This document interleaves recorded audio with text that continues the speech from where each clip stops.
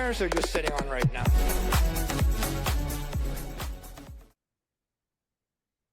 Hello, everyone, and welcome to the very first episode of One Chair. First, the fun things.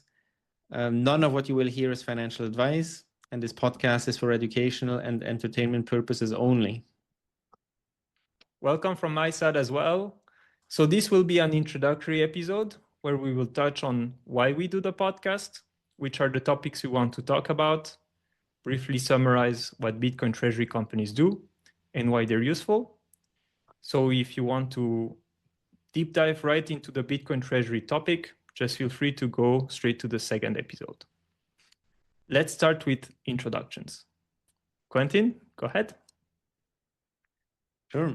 So I have a background in mechanical engineering, and I've been working in the medical devices industry for the past decade. So I don't really do anything Bitcoin related professionally, but I have been interested in the space since 2017 when I discovered Bitcoin and other cryptocurrencies at the time. I stayed interested in Bitcoin after that and doubled down on my research in 2020 after the COVID crash and the money printing that happened at the time, and became more Bitcoin centric in my investment thesis after that. And I was present on Twitter X at the time when Saylor announced in August of 2020 that MicroStrategy would be buying Bitcoin, the first publicly traded company to do so. And I've followed their story ever since, and also their interesting evolution that they've had since then in the last 5 years. And I'm super excited to be starting this podcast now because the space is heating up. Bitcoin Treasury companies are emerging by the day. And it's a very interesting space to be in, to be talking about, to be following. And with Eve, we're discussing this topic almost on a daily basis anyway. So we thought it would be beneficial to bring that to the public and hopefully add value, so our listeners can get some value from our discussion here. And we also would like to engage with the community. So super excited to be starting this. And over to you, Eve. Yeah, so I'm Eve. My background is in finance. I have been working in the financial sector for over 10 years now. I started my career in banking, where I had various roles. Now I've been working for over 3 years at a crypto broker. So I started looking into Bitcoin back in early 2019, where I very quickly became a Bitcoin maxi. And so I have been now in the space for over 6 years. So I also heard about MicroStrategy when they invested in Bitcoin, and I found it great, but I didn't really follow that much the company after that. And the only thing I followed were the famous Saylor rants. What really raised my curiosity, though, was in late October 2024, when MicroStrategy initiated their 42 billion plan to raise 21 billion in equity and 21 billion in debt to purchase Bitcoin. And I thought that was completely crazy. So I thought I need to understand it. As I dug deeper into it, I thought the concept was completely fascinating. And yeah, we've been actually talking with Quentin since October about it, basically nonstop on a weekly basis at least. So that's why now we're excited to start this podcast and not only talk amongst ourselves, but also to engage further with the rest of the community. Okay, so let's talk about what our vision and purpose is with this podcast. So our goal is to focus on Bitcoin Treasury companies to bring you the details of how they work, how they are different in terms of their risk profiles and strategies. We will delve into some Bitcoin fundamentals if needed. We won't be explaining the Bitcoin thesis in detail here because we believe that there's already some great content out there. We can point you to that. And if you want to know more about Bitcoin, then just let us know. There's some great resources we can share with you. Just hit us up in the comment section and on our X account, and we can share that with you. But really, the main focus on this of this podcast will be Bitcoin Treasury companies. And what format will we have? We'll have two types of episodes here: a long form episode on a weekly basis, around 45 minutes to an hour, where we will go into the weeds of Bitcoin Treasury companies. And then we'll also have some shorter sessions, some emergency meetings, if you will, when some interesting news come out that we would like to comment on. So that's the two types of formats we'll be working with here to start off. Yeah, so to quickly touch on why Bitcoin Treasury companies are even useful, you could make the argument that you can just invest in Bitcoin, or now since last year, we also have the Bitcoin ETFs that you can buy. Why would you buy a company that usually trades at a premium to their Bitcoin holdings? And there are many reasons and benefits of Bitcoin treasury companies. There's some, for example, investors that do not have access to Bitcoin ETFs, UK investors, for example. Then there's also institutions that may not be allowed to purchase Bitcoin directly or Bitcoin ETFs, but they can buy equity. So that's the value that a Bitcoin treasury company can add to bring exposure to Bitcoin to those investors.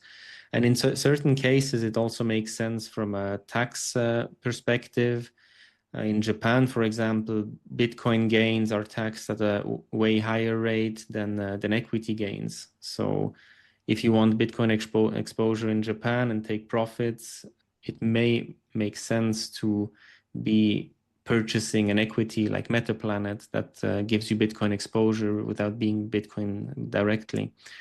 And then, of course, there's also investors with different risk appetites, and we'll touch on that in the later episodes. But there's many different products that those treasury companies bring to market with different levels of volatility. So you have investors that want Bitcoin exposure but less volatility. They can invest in bonds, for example. There's investors that want higher volatility than Bitcoin, and for those investors, you have the options that are an interesting place. So there's many reasons why Bitcoin treasury companies make sense, and why there's a place for them in the market. And we'll be touching on those in the next episode, and also explain to you the flywheel that those companies bring, and the Bitcoin accumulation machines that they become through that. All right, so just to shift gears a little bit here, let's talk about what Bitcoin treasuries actually do.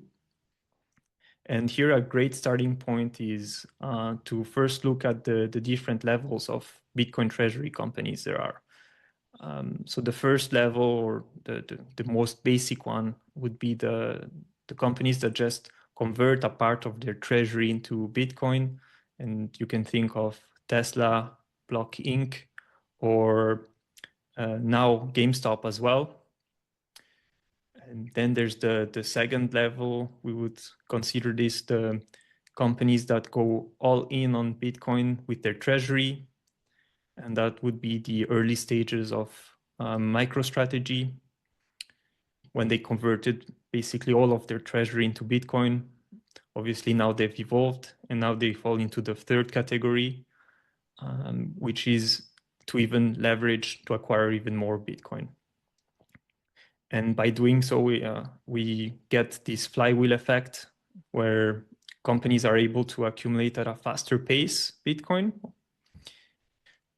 So the best place to start to look at this would be to take Saylor's analogy of the oil refinery. And here you can see the oil as raw material, which is then refined in the refinery to make all those final products like kerosene, diesel, and all of these are products that we use on a daily basis. So I think it's fairly easy to picture this. So if we take this analogy one step further, now you get the equivalent of the oil would be Bitcoin. The refinery would be the balance sheet of the different Bitcoin treasury companies. and you would have all these instruments that come from the balance sheet. So all these shares, preferred equity, or converts. With this, they actually just sell those instruments and accumulate more Bitcoin. So that's the very basic explanation. Obviously, we will go in much more detail in the next episodes. So if you just think of it, these companies are just weaponizing their balance sheet to accumulate more Bitcoin. They're arbitraging the markets. And by doing so, they're repricing Bitcoin and accelerating the adoption of Bitcoin in the capital markets. Let's maybe look also at the flip side. So obviously this is all great, but there are always downsides. So maybe let's talk a little bit about risks. Yeah, so on the risk, this is definitely something that we also want to be discussing in this podcast and bring a bit of realism to the discussion, right? Because we see that there's a very black and white camps on this discussion. People that think this is the greatest thing and nothing can go wrong, and one camp that thinks that it's a scam and a Ponzi scheme and everybody will be a margin called. And the reality is probably somewhere in the middle, right? With some of the companies being careful and having good risk management that will survive and come out of this with a very strong balance sheet and market cap. And there will be some companies, copycats, that will blow up at a certain point because they're not careful enough or because they don't really believe in the Bitcoin story and sell at the wrong time or lose conviction when the market turns the other way. So we want to bring the different risk profiles of those companies to you, and at the same time also address some misconceptions that there are out there about, for example, strategy or Metaplanet being margin called anytime soon. It just is not the case, and we'll be able to show that to you with facts and numbers, and this is what we want to do. Yeah, I think one of the biggest issues, and again, that goes back to why we really want to educate the community on this, is there's people on both sides. So there's the TradFi on one side, and then you have the Bitcoiners on the other. And because they don't understand the holistic part of, or the holistic strategy, then they think there are some issues with the strategy, but it's actually quite sound overall once you start to deep dive into it. Great. So I think that's more or less what we wanted to talk about. Do you have any final thoughts before we close this one out? Yeah, I think that right now we're already witnessing the first companies on a Bitcoin standard. And very ironically, they're actually using the broken financial system to accumulate this Bitcoin and to arbitrage basically the whole markets with it. So it's a very interesting phenomenon. And by doing so, I think Bitcoin will also eat up all of finance from the inside. So having to, or witnessing this transition is actually pretty fascinating, in my opinion. So I'm really excited to be here to witness all of that and to be able to talk about it with you and the rest of the community. So I look forward to interacting more with the community going forward, and I hope that we're bringing some clarity to the viewers and to the listeners. Quentin, what about you? Any final thoughts?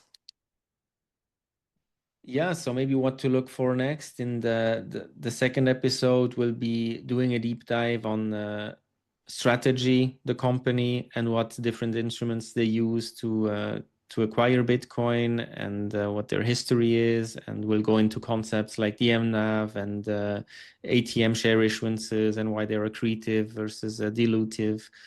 So stay tuned for that. And otherwise, again, super excited to be starting this journey, and see you soon. All right. So thanks for listening and hope to see you in the next one. Cheers. Bye. How many chairs are you sitting on right now?